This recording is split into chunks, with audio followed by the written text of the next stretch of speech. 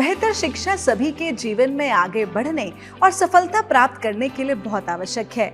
ये हम में आत्मविश्वास विकसित करने के साथ ही हमारे व्यक्तित्व निर्माण में भी बहुत सहायक होती है और स्कूली शिक्षा सभी के जीवन में महान भूमिका निभाती है और पूरे शिक्षा तंत्र को प्राथमिक शिक्षा, माध्यमिक शिक्षा और उच्च माध्यमिक शिक्षा जैसे 3 भागों में भी बांटा गया है और शिक्षा के सभी स्तर अपना एक विशेष महत्व और स्थान भी रखते हैं और हम सभी अपने बच्चों के अच्छे शिक्षित होने की कामना भी करते हैं और अपना भरपूर योगदान भी देते हैं।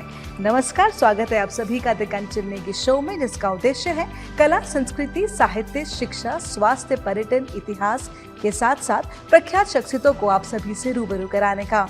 और आज इसी कड़ी में हम आपकी मुलाकात एक ऐसी शख्सियत से कराने जा रहे हैं जिन्होंने उत्तराखंड में ही नहीं लेकिन अन्य प्रदेशों में भी अपने शिक्षा के माध्यम से एक अलग ही नाम कमाया है। जी हाँ, हम बात कर रहे हैं प्रोफेसर डॉक्टर समफेल की। तो आइए होते हैं उनसे रूबरू और आपको बता दें कि प्रोफेसर डॉक्टर समफेल डायरेक्टर है, निदेशक है सोंगसिन लाइब्रेरी, जो कि कुल्हान, देहरादून में है। तो आइए होते हैं उनसे रूबरू। नमस्कार डॉक्टर साहब। नमस्कार जी। द कंचन नेगी शो में आपका बहुत बहुत स्वागत एवं अभिनंदन। धन्यवाद। प्रोफेसर साहब, सबसे पहले पूछना चाहेंगे कि आप उत्तराखंड में कितने वर्षों से हैं और शिक्षा के माध्यम से किस प्रकार से आप हमारे जो युवक हैं, नवयुवक हैं और नवयुवतियां हैं, जो बच्चियां हैं, उनको आप कैसे योगदान दे रहे हैं शिक्षा के माध्यम से? मूलतः मैं लद्दाख के रहने वाला हूँ। इधर बनारस में एक विश्वविद्यालय में मैं पढ़ाता हूँ। सोंगसन गम्पू जी ने अपने मंत्री के कुछ बच्चों को भारत में अध्ययन करने के लिए भेजा।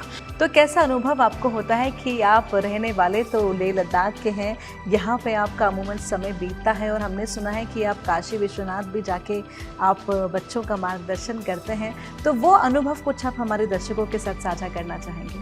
जी।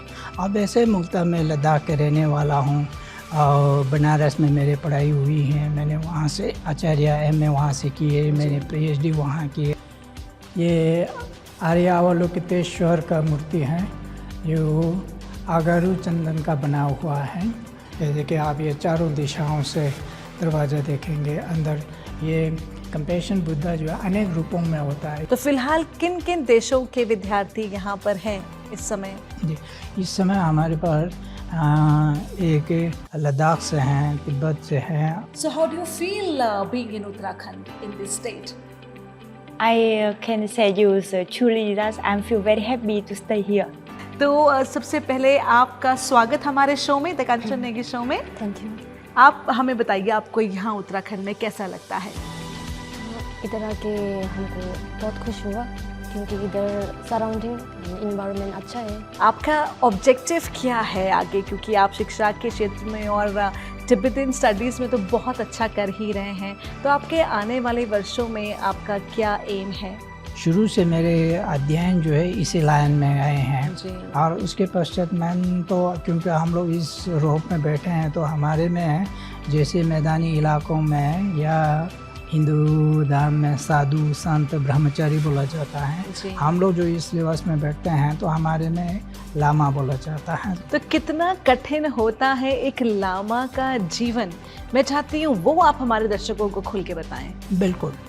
अब देखिए, बचपन में तो मैं बहुत ज़िद्दी टाइप का आदमी हूँ। जब किसी चीज़ को मैं वो चाहता हूँ तो उसको करके बगैर मेरा मन होता नहीं है। माता पिता तो हालांकि उतना ही, जो हम लोग 5 भाई 4 बहनें, हम लोग 9 भाई बहनें हैं। जी। तो आपको क्या आज भी मतलब वो अपना बचपन याद आता है या अपने परिवार वाले, हालांकि आप लामा के वेश में हैं और एक लामा बन चुके हैं पूर्णतः, तो आपने अपने आप को डिटैच कर पाए हैं या अभी भी कहीं ना कहीं स्मरणीय है? नहीं, देखिए, सच में कहा है तो डिटैच करना तो नहीं होता है। जी। कहते हैं कि शिक्षा एक साधना है, आप जितना इसे ग्रहण करेंगे उतना ही ज़्यादा आप निपुण हो जाएंगे और आप दूसरों के बारे में भी उतना खुल के सोच पाएंगे। आप द्वारा क्या मार्गदर्शन इसके प्रति दिया जाता है? यही है कि शिक्षा तो जितना दें वो वृद्धि होते ही जाएंगे। अब हम लोग को एक भौतिक साधन मात्र जो इसमें हम लोग सहायता हो सकते हैं वो करेंगे। देखना ना भूलें श्रीताशी सोमफेल जी से भेंट वार्ता का पूरा एपिसोड द कंचन की शो में शनिवार 22 अप्रैल 2023 को रात 9 बजे सिर्फ दूरदर्शन उत्तराखंड पर।